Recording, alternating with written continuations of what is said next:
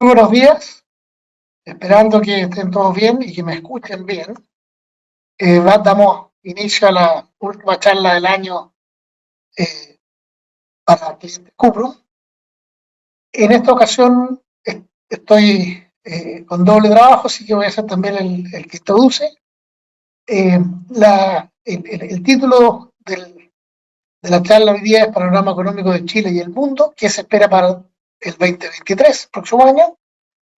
Les recuerdo que para hacer preguntas, por favor, en el menú derecho de la pantalla hay un signo de interrogación y ahí las pueden poner, nosotros las vamos a procesar y vamos a intentar contestarlas, ojalá todas.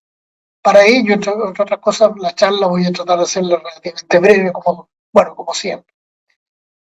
Eh, no me pudo acompañar a esta oportunidad Martín Mujica, el gerente general de Cuprum, así que vamos a tratar de enfocarnos un poquito más a temas más bien económicos y de mercado, pero cualquier pregunta trataremos, como dije, de responder de la mejor manera posible.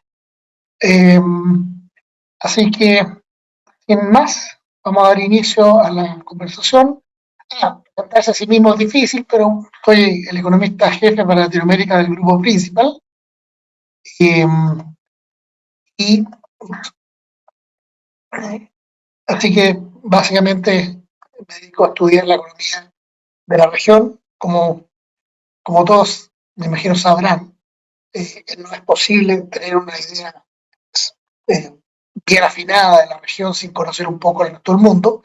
Así que también estoy participando en el Comité Económico Global de Principal, donde analizamos principalmente a Estados Unidos, China y Europa.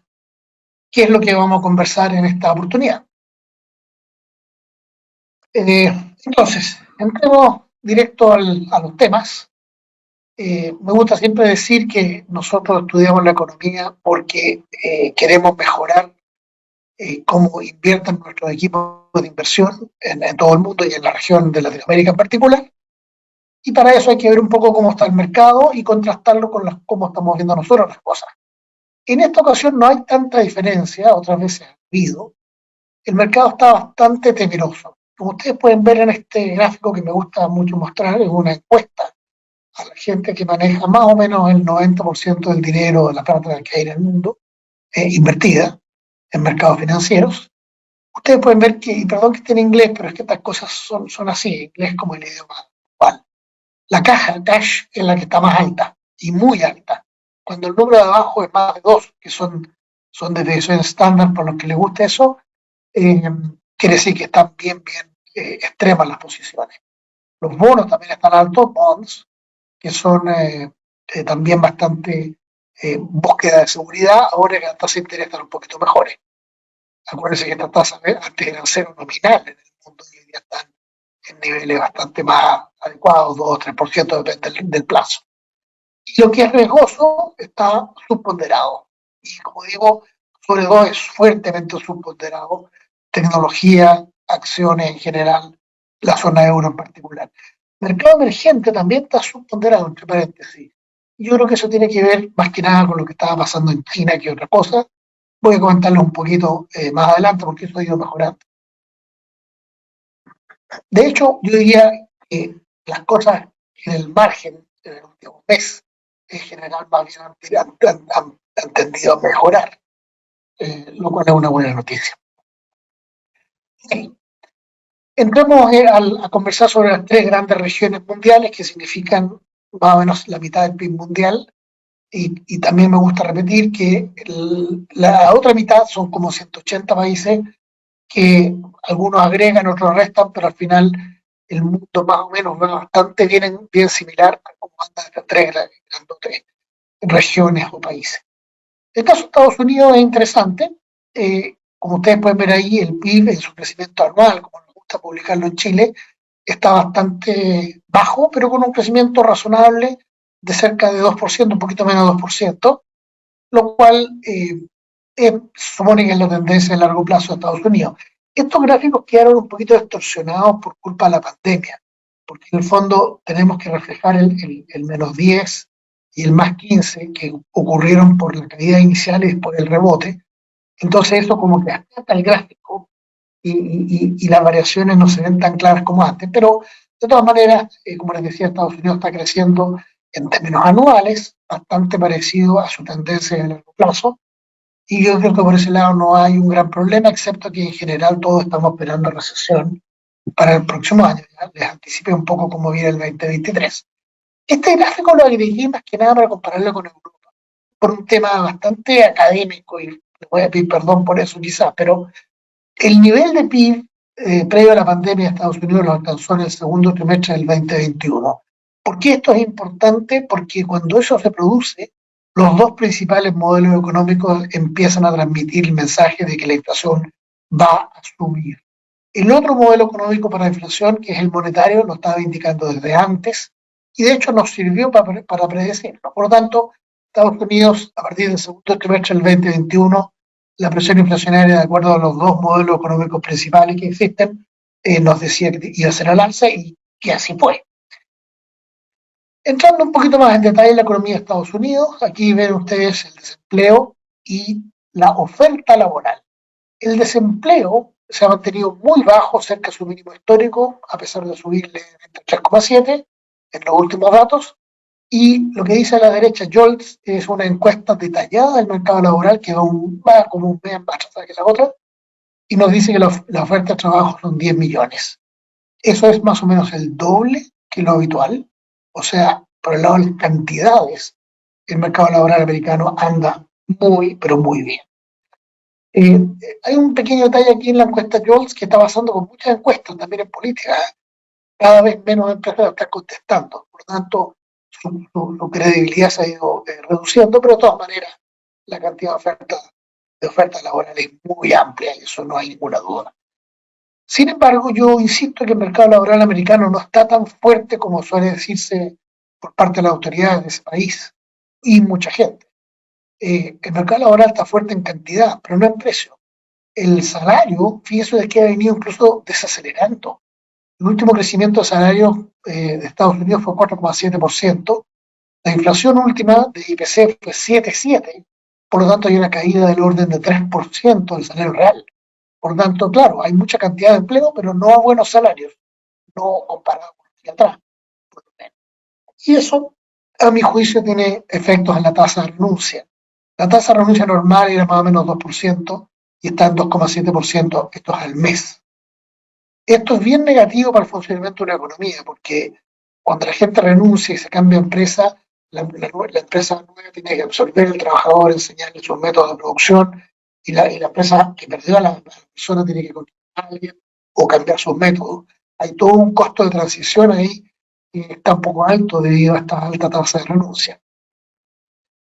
Por lo tanto, hay un pequeño problema que persiste y que yo creo que tiene que ver con el hecho de que en Estados Unidos no hay costumbre inflacionaria y las empresas no ajustan por inflación los sueldos regularmente como en muchos países, incluyendo no todas las empresas, pero en Chile bastante todavía. Aquí está la inflación, como les decía, 7,7.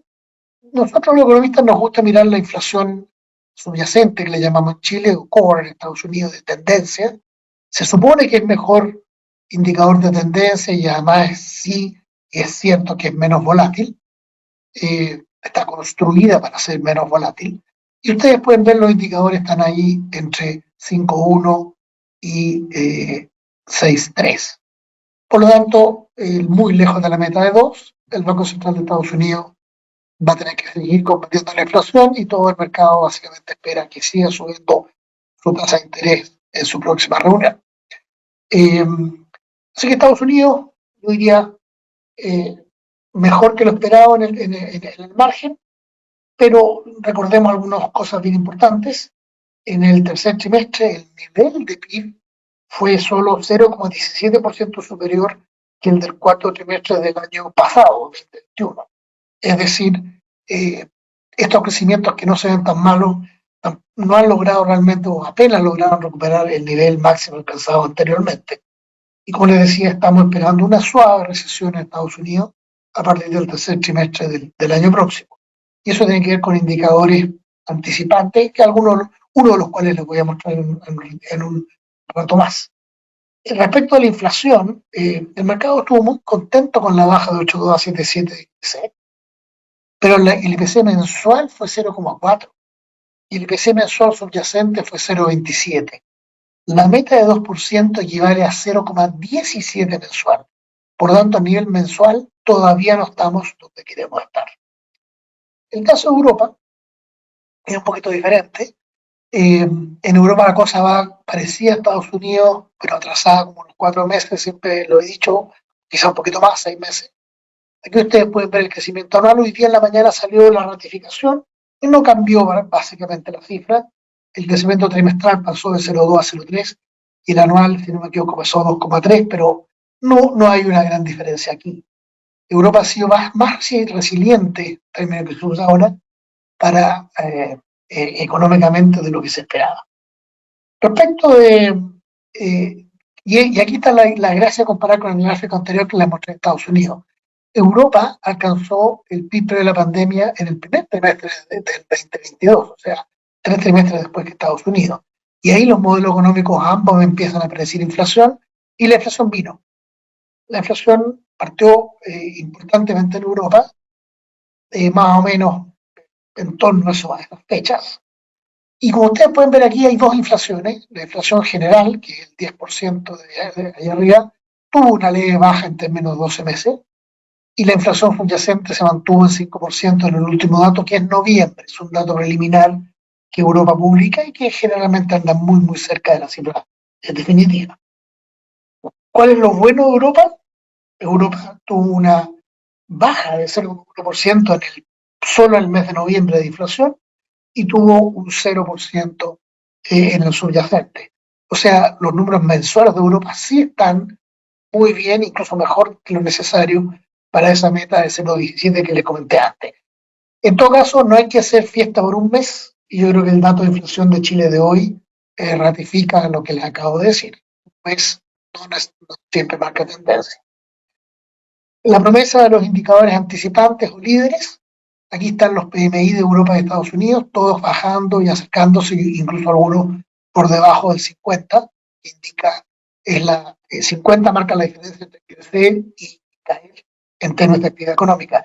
Esto es una encuesta a los gerentes de compra de las empresas, que se supone que es un indicador que anticipa la actividad económica de 3 a 6 meses.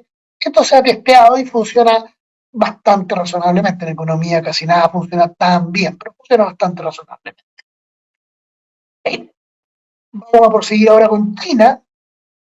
En China la gran noticia de los últimos días y hoy en particular también es que han ido relajando más y más su política de cero COVID. Esa política de cero COVID es absolutamente crítica para cómo va a andar la economía de China. Perdón, entre paréntesis, en Europa esperamos recesión con una probabilidad mucho más alta que Estados Unidos el próximo año, por los indicadores anticipantes, por el problema del gas, por la guerra de Ucrania, por los problemas políticos que tiene Europa. Cualquier mayor detalle, por favor, me preguntan ahí al lado derecho de la pantalla.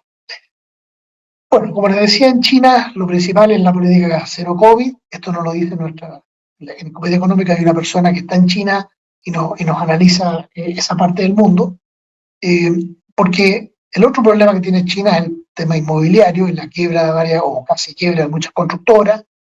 Eso, nuestra persona en China nos decía que también se relaciona con el cero COVID, porque si la gente no puede trabajar, no puede tener ingresos, no puede pagar el dividendo de su casa, y en China el gobierno nunca fue tan generoso como en Occidente en entregar dinero a las personas para sus necesidades durante la pandemia.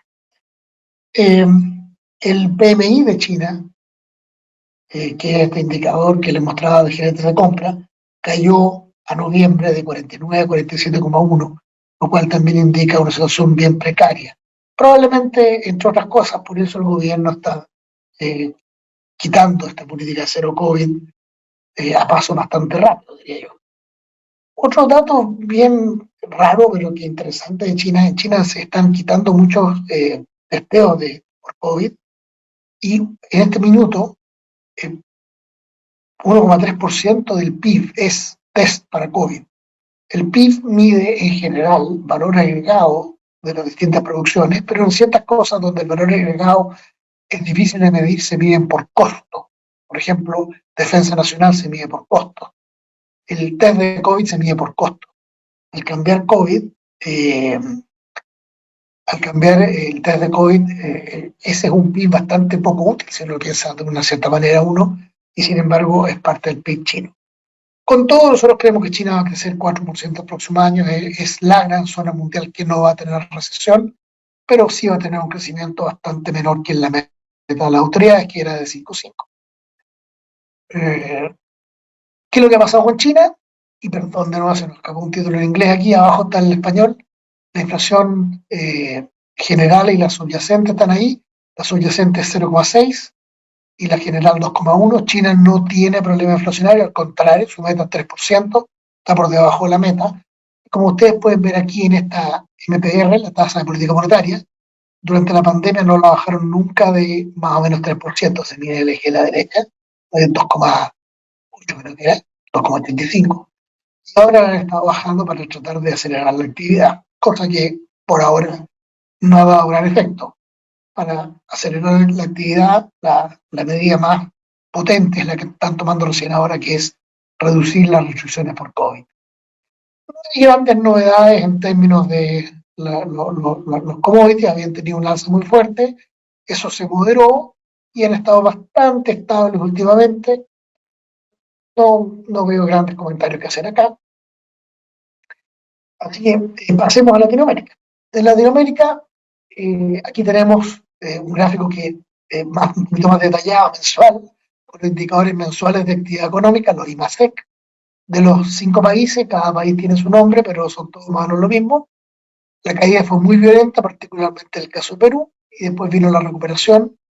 Chile y Colombia los que mejor recuperaron, después está México el más lento, Brasil y Perú más o menos en el medio, y pero básicamente todos recuperamos y superamos levemente el nivel pre de la pandemia desde hace unos pocos meses, lo cual de nuevo dice inflación al alza en todos los modelos económicos.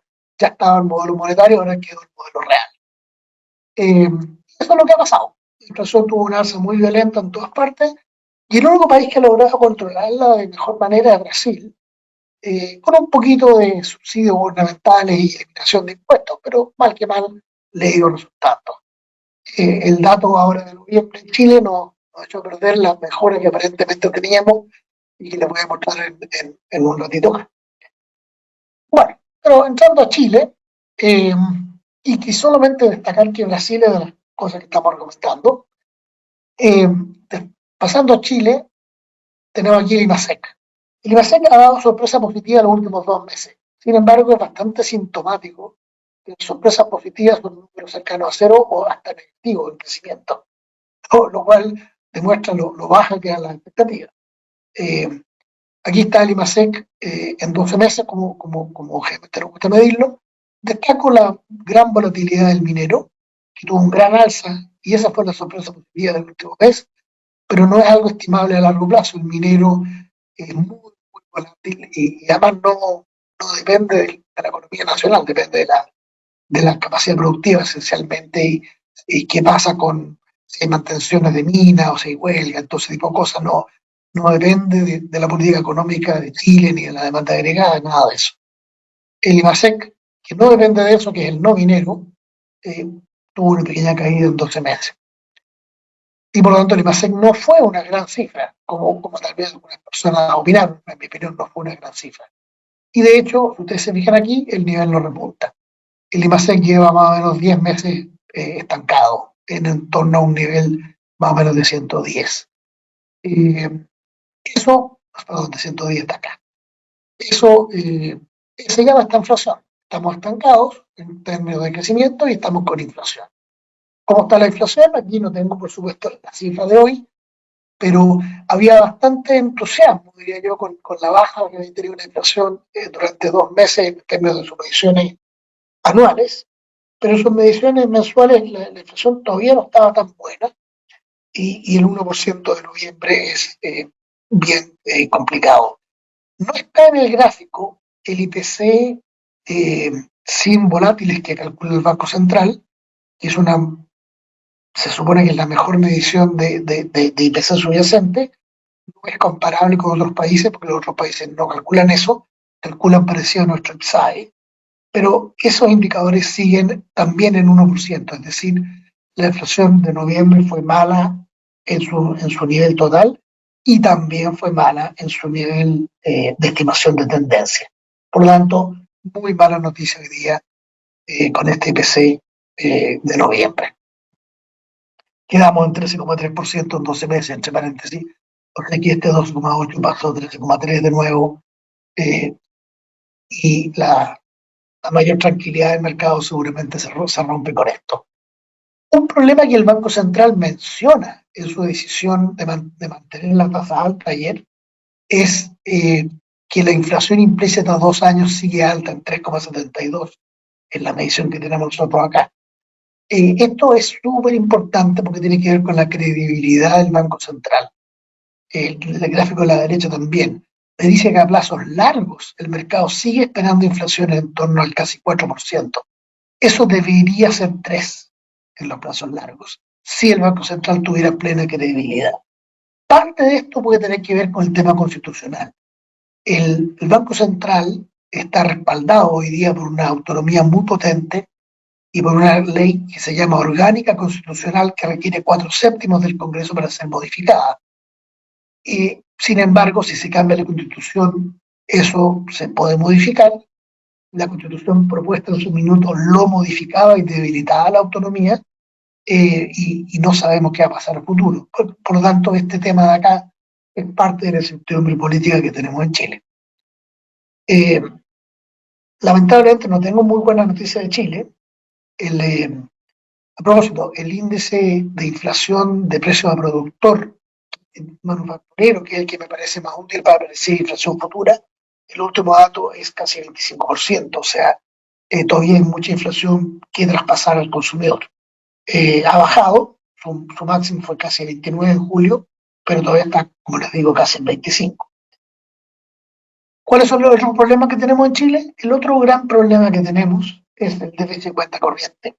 Para darle algunos números, espero no latearlos demasiado, pero para darle algunos números, el déficit de cuenta corriente que mucha gente ha referido es 9,9%, casi 10%, en los últimos 4 trimestres. Pero el déficit del último trimestre fue 13,5%, aún mayor. Por lo tanto, estamos tratando de arreglarlo, pero todavía no hemos tenido efecto en los números. ¿Por qué se produjo ese déficit de 13,5%? Los déficits de cuenta corriente se pueden ver de dos maneras. Una manera bien útil es ver la diferencia entre ahorro e inversión. La tasa de inversión se ha mantenido bastante bien, sorprendentemente diría yo. 27,7 es el último reporte del Banco Central para el tercer trimestre. Sin embargo, la tasa de ahorro es 13,8. Esto genera un déficit de 13,5 que les decía, que es totalmente insostenible, y va a significar que o aumentamos la tasa de ahorro o reducimos la tasa de inversión. Si reducimos la tasa de inversión, eso va a significar que nuestro crecimiento, que ya es débil, va a ser mucho más débil a futuro, y es un problema, yo creo, súper grave para Chile. Por lo tanto, es súper importante aumentar la tasa de ahorro. La forma de corregir este déficit de cuenta corriente, yo diría, uno para corregirlo, si uno no tiene suerte, va a tener que hacer el esfuerzo. Y la suerte no la estamos teniendo. Lo que tengo acá son los términos de intercambio, que es el precio a lo cual vendemos cosas, dividido por lo que compramos cosas, reflejado aquí por cobre y petróleo. WTI quiere decir petróleo del oeste de Texas, es la referencia en América. Si ustedes se fijan, estamos por debajo de los promedios históricos que aquí tenemos calculados, de 5 o 10 años y históricos de largo plazo. Y solo eso, hemos tenido una caída muy rápida, muy abrupta. Por lo tanto, los términos del cambio no nos están ayudando, y esta era la suerte a la cual me refería. No estamos teniendo suerte. Si no hay suerte, hay que hacer esfuerzo. ¿Cuál es el esfuerzo? Bajar el gasto agregado para aumentar el ahorro y subir el tipo de cambio real. Es decir, Chile es un país de cara al mundo más pobre.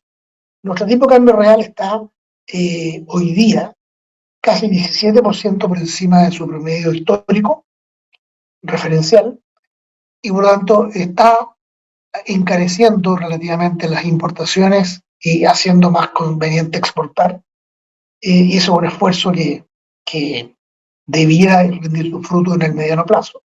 Y la caída de gasto la estamos teniendo fuertemente a través de la política del gobierno de, bueno, no permitir retiros, frenar los IFES y en general bajar el gasto. Todo eso se está haciendo y por supuesto la política del Banco Central de altas tasas de interés para contener el gasto.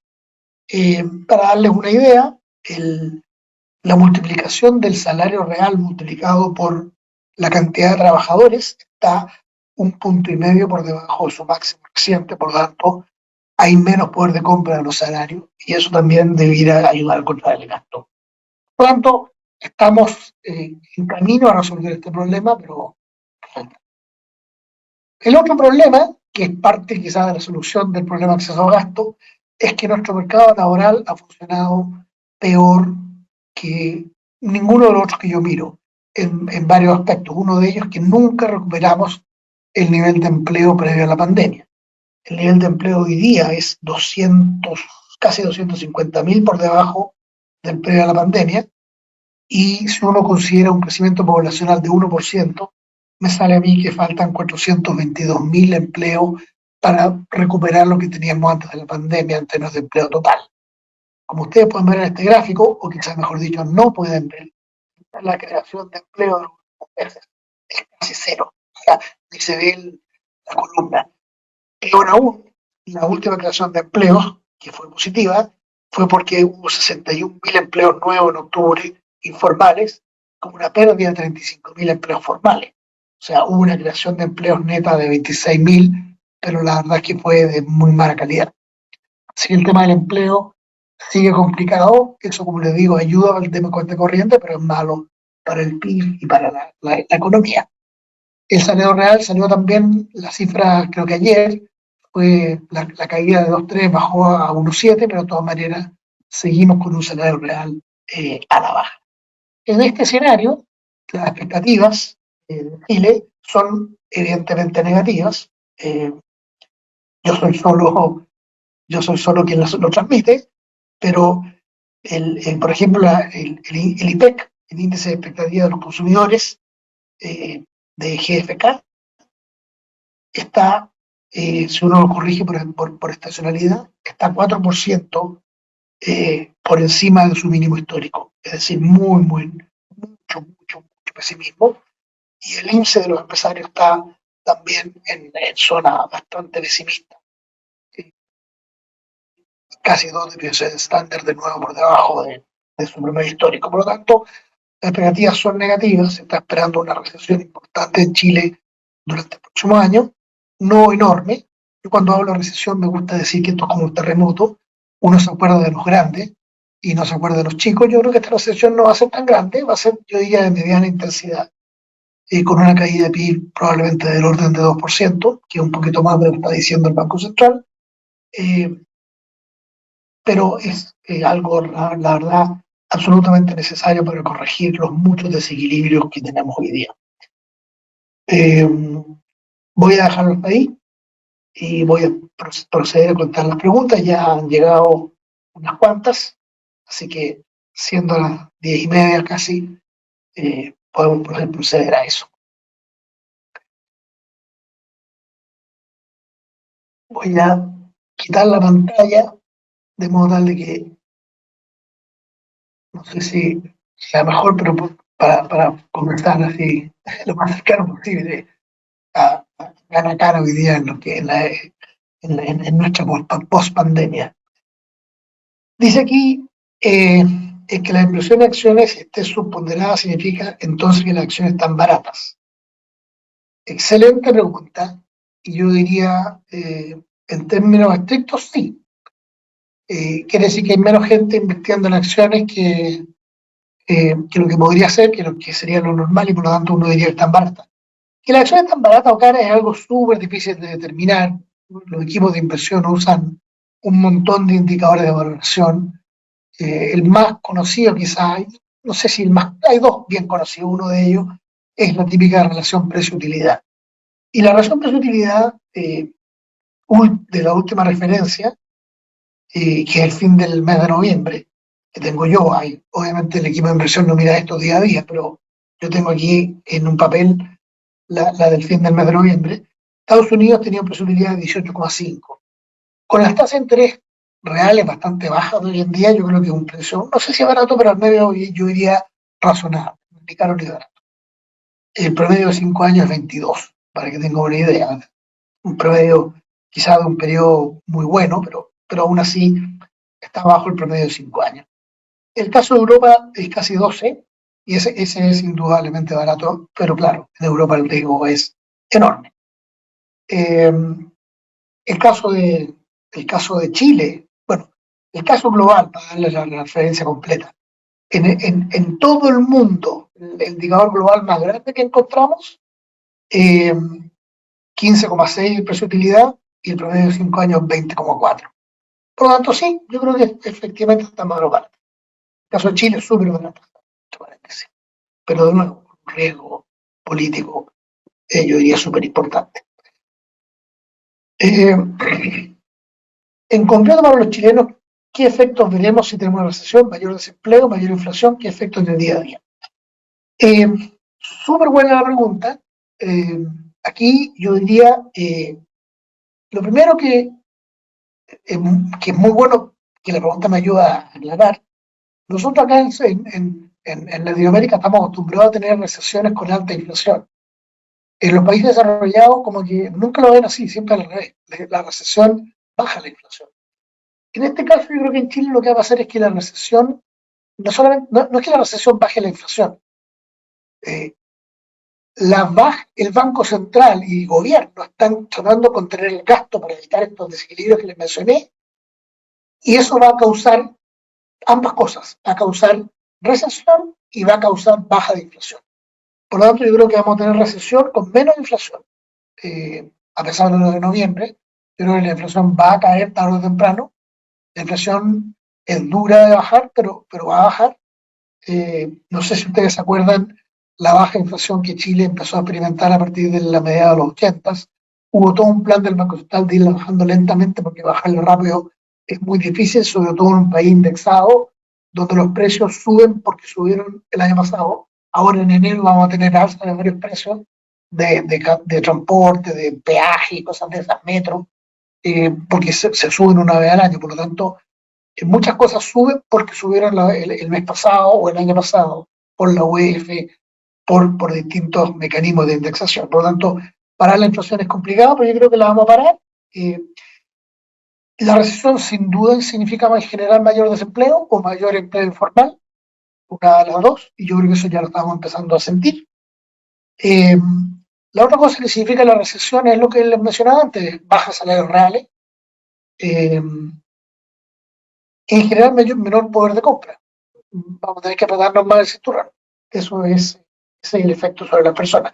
El otro efecto muy directo, muy comentado hace un tiempo atrás sobre las personas, es que la política del Banco Central de alza tasa de interés sube los créditos hipotecarios, eso complica la construcción, complica a la gente que quiere comprar vivienda, genera un aumento de demanda y por lo tanto precio de arriendos. Hay montones de efectos de las recesiones. Eh, Así que hartos efectos día a día. Súper compleja la pregunta, da para mucho rato. Eh, Siguiente pregunta. ¿Qué explica principalmente la alta inflación en Chile? Si la crisis energética parece no ser tan grave como en Europa y si ya se gastaron gran parte de los retiros de la AFP. Pucha, otra pregunta re buena. A ver, en Chile se repartió algo así como 25% del PIB, hubo un aumento de la cantidad de dinero más rentable que se llama M1 directamente a la gente como 70%. Yo no creo, no he visto un país que haya tenido un aumento tan violento en la cantidad de dinero en poder de la gente. Y eso aumenta la demanda, pero la oferta no tenía capacidad. A ver, aparte de los temas de oferta, un aumento del 70% de la demanda es imposible que la oferta la detenga de ninguna manera y por lo tanto va a haber inflación alta de todas maneras. Eso es inevitable.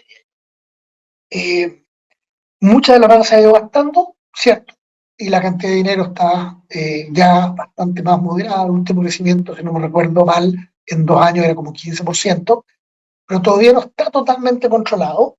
y además tiene efecto rezagado en el tiempo.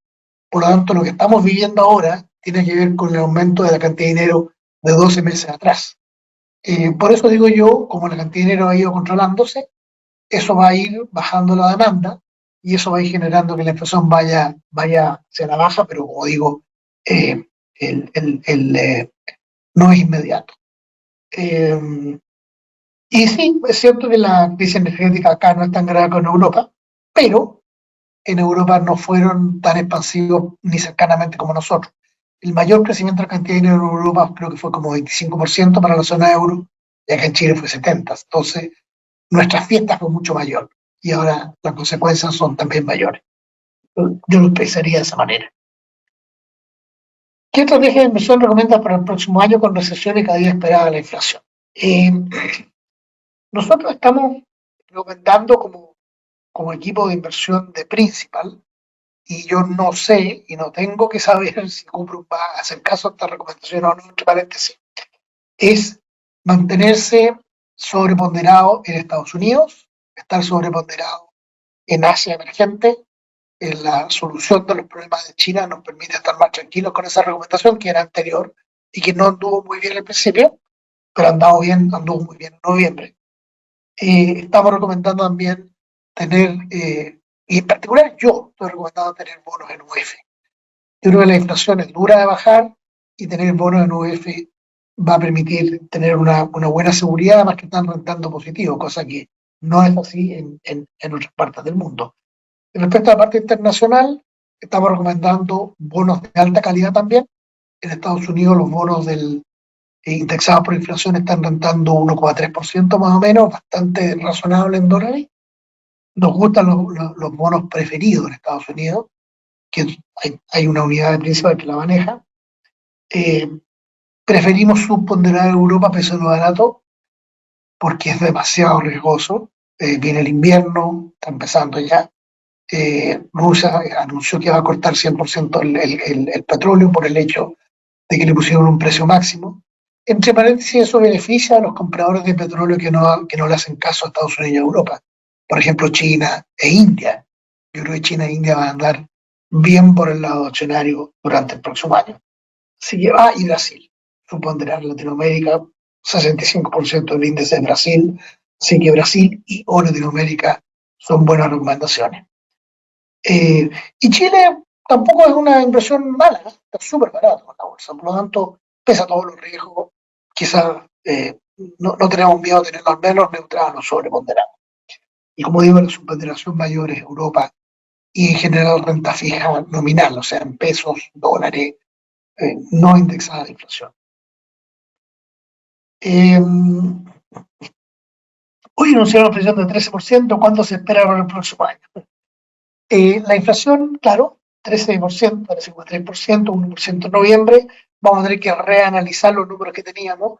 Nosotros teníamos un número, o yo tenía un número un poquito más alto que el resto del mercado en general. Si no me recuerdo mal, yo tenía 6,3 para el próximo año, por lo tanto, no sé si lo vaya a cambiar, pero de ese orden, yo diría para el próximo año, del orden de 6%.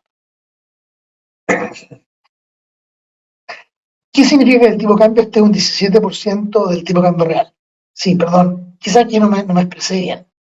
Eh, el tipo de cambio real esencialmente lo que hace es que corrige por las distintas inflaciones de los distintos países y es una forma de intentar tener una idea de qué tan caro está un país versus su historia, eh, corrigiendo, como digo, por la inflación.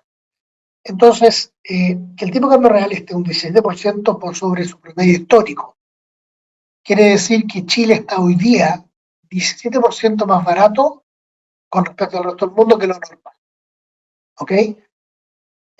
¿Eso qué significa? Significa que si yo exporto, estoy ganando solo por precio. O sea, si yo exporto bajo las mismas condiciones, vendo, no sé, nueces, al mismo precio que siempre las vendía afuera, hoy día tengo 17% más de poder de compra en Chile.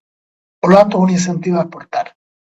Si yo viajo en promedio, encuentro que el mundo está 17% más caro. Si yo importo, el mundo está 17% más caro en poder de compra, es decir, en cantidad de peras y manzanas que puedo comprar. Yo no sé si alguno de ustedes ha viajado recientemente, pero yo viajé hace no tanto a Estados Unidos y lo encontré súper caro. Entonces, eso es un poco lo que ocurre con este tipo de cambio real, 17% por encima de su promedio histórico. Ok, ¿cómo podríamos aplicar lo de la TAM? Precio de las acciones. La aplicación es súper fácil, nos estamos disparando en el pie. La aplicación del precio de las acciones en Latinoamérica es, yo diría, 95% riesgo político. Latinoamérica es de las regiones más alejadas del tema de la guerra, es una región donde los tres grandes países del índice, que son Brasil, Brasil, Brasil, son exportadores de commodities, están, como digo, lejos de la guerra, deberían andar muy bien, pero no andan bien por el miedo político. Miedo político que nosotros consideramos el mercado está sobreestimando. Y por eso creemos que Brasil es una buena recomendación. Lula es un presidente que preocupa al mercado, pero cuando fue presidente no, Brasil anduvo bien, y además el Congreso está en contra de Lula, bastante dividido, pero más bien en contra de Lula, con una eje de gente moderada en el centro bastante potente, que va a ser el que decida lo que pase. No me acuerdo el número exacto, pero la gente que está del lado de Bolsonaro en el Congreso son como 200, los de Lula 150 por ahí, y es como 150, no es exacto, pero por ahí anda, de gente más moderada y centrista, con lo cual no creemos que en Brasil vaya a ocurrir nada grande, y eso es positivo. Eh, en México también está el tema político, López Obrador cerró el aeropuerto, ahora está construyendo este tren de dudosa rentabilidad social o económica hacia el sur, ha hecho varias cosas, tiene una pelea con Estados Unidos por temas del acuerdo comercial, hay bastante ruido, a pesar que es menos ruido que el resto, y Chile, ¿para qué les digo? Aquí todos sabemos, el ruido constitucional permanece, el ruido político, la poca popularidad del gobierno, división en los políticos, etcétera, etcétera, etcétera. En todo caso, creemos que eso está dando unos precios tan baratos que son más bien oportunidades de compra. Así, por ejemplo, el precio de utilidad 6 meses es realmente súper barato. Eh, es una buena inversión el APB para el año 2023. Yo creo que el APB para cualquier persona que está en tramos de ingreso más o menos alto es siempre una buena inversión, una buena alternativa. El hecho de poder postergar los impuestos es muy positivo.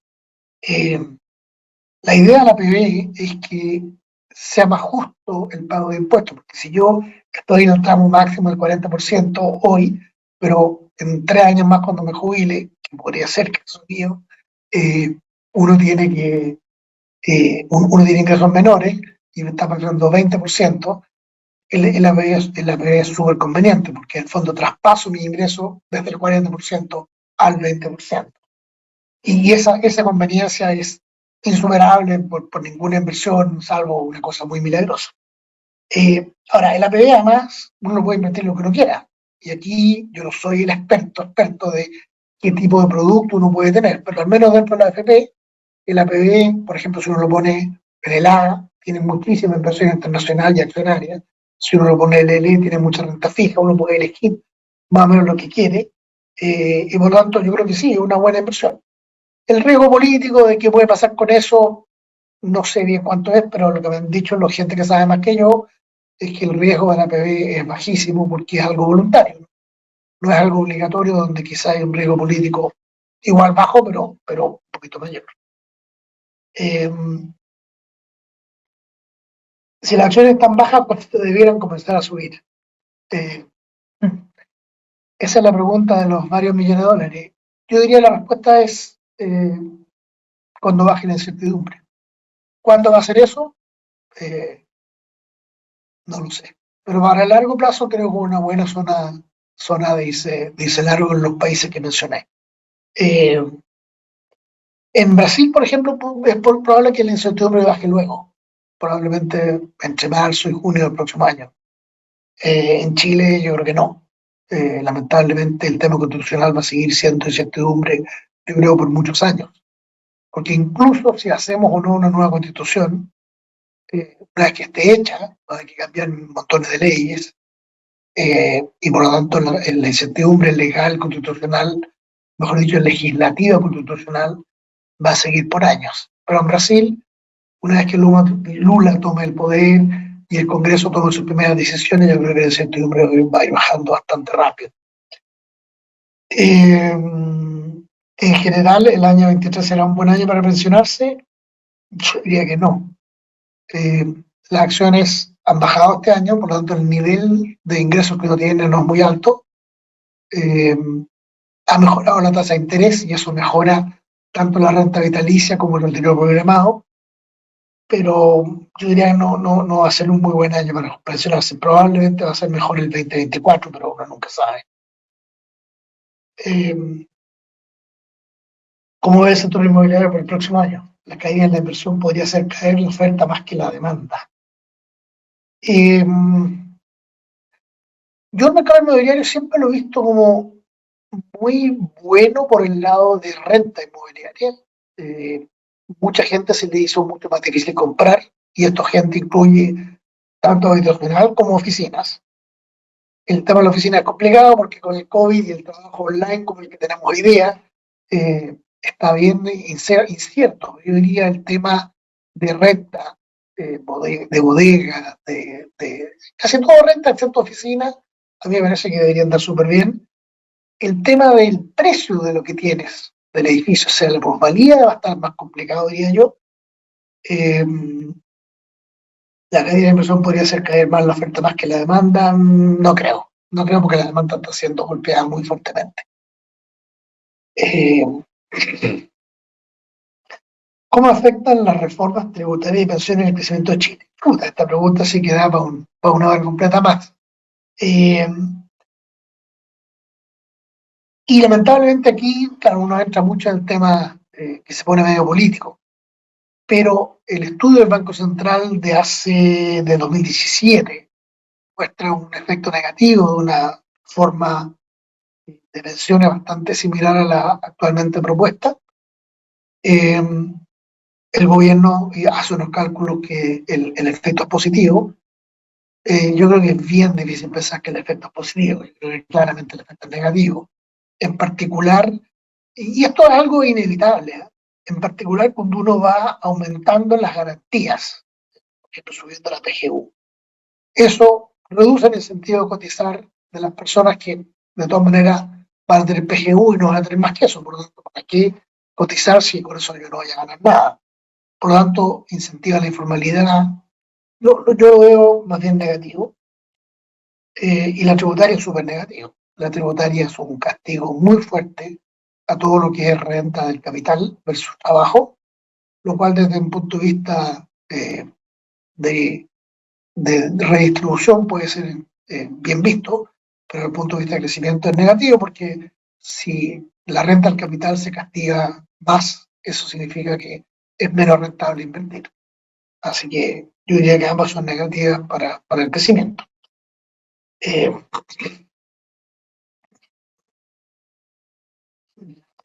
Muy buena pregunta acá. Y gracias, parece que se acuerdan de lo que les he comentado. Dice, otras veces ha recomendado tener una parte de la inversión en dólares. ¿Qué proporción recomendarías en el escenario actual? Déjenme partir por la recomendación general y paso a la particular. En la recomendación general, durante los ya casi 40, no, 35 años que estoy en esto, he hecho el cálculo montones de veces de un portafolio normal para un chileno, cuál es el menos riesgoso, el que tiene menos volatilidad a plazos o bajar, digamos, 3 5 años. Y siempre me sale que hay que tener, este es el de menos riesgo, tiene como 10% de dólares. ¿Por qué? Porque cuando en Chile las cosas andan mal, como ahora, el tipo de cambio es alto, como les mostraba con el tipo de cambio real. Entonces el tipo de cambio tiende a subir cuando en Chile las cosas andan mal. Pensemos, por ejemplo, que el cobre baja, cosas así. Y cuando en Chile las cosas andan bien, el tipo de cambio baja. Por lo tanto, el tipo de cambio equilibra la cartera. Cuando uno le pone un poco de algo que se mueva al revés que el resto de la cartera, eso equilibra la cartera por diversificación, que es algo que en principal no está. Yo en general recomendaba 15-20%, 10% es el mínimo riesgo, pero algo de riesgo en general conviene tomar, así que 15-20% me pareció un número apropiado. Hoy día yo estaría un poquito sobre eso, 25, no mucho más tampoco, porque entonces ya se me mete el riesgo de que tiene el dólar sobre el poder de compra en Chile. Cuando tengo demasiados dólares, digamos, tengo 40% en dólares, 50% en dólares. Si el tipo de cambio baja, me castiga mi poder de compra en Chile. Esto depende mucho también de la persona en particular, de dónde están los gastos y qué sé yo, pero yo diría que así como cosa general, hay que estar un poquito, hay que seguir un poquito arriba en dólares. Eh, y esto ha andado, yo sé, mal los últimos meses, bien, muchos meses también, pero más que ande bien o mal, es que me equilibra la cartera. Y los riesgos de Chile, y la palabra elegante es riesgo idiosincrático, o sea, riesgo específico de Chile, está muy alto, por lo tanto, diversificarlo con un poquito de inversión afuera me parece buena idea. Así que, digamos, 30%. Eh, ¿Cómo va el desempeño de la renta fija para el próximo año? Recomendaría extranjera o local. Por lo que yo decía antes, el tipo de cambio ayuda, el tipo de cambio tiene una,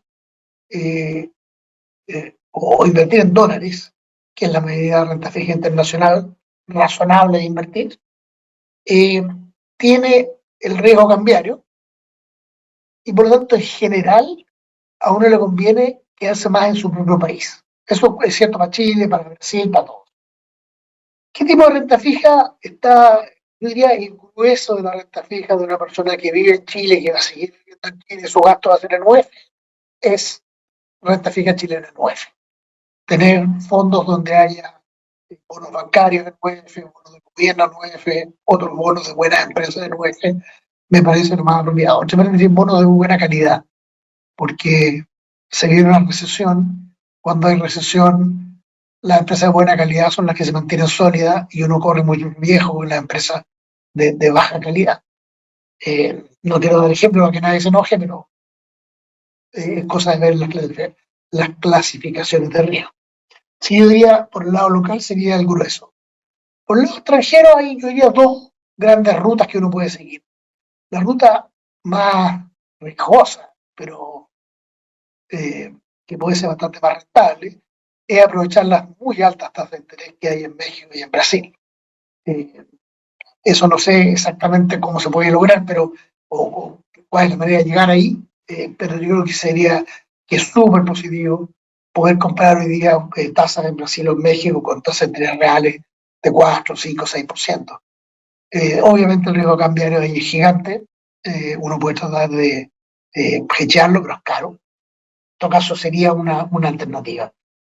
Muy riesgosa, pero potencialmente muy rentable. Y la otra alternativa es invertir en Estados Unidos, como les decía, estos bonos TIPS, que son TIPS, la S es securities, o sea, la S no es que sea, porque son plural, eh, es Treasury, no sé cuántos securities, Treasury Investable, no, Inflation Protected Securities, o sea, son bonos protegidos por la inflación del Treasury de Estados Unidos, de la Hacienda americana.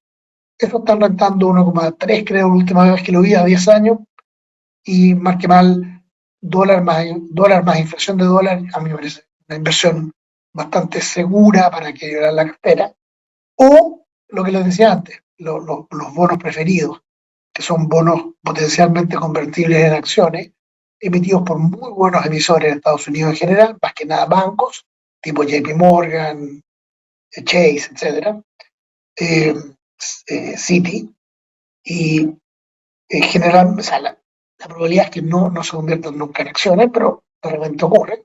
Sin embargo, eh, por ese riesgo, dan una rentabilidad mayor que los otros bonos y podría ser una buena alternativa. Yo diría en general, como digo, el grueso de renta fija chilena, más bien, para un chileno. Europa, de ninguna manera, por supuesto, entre paréntesis.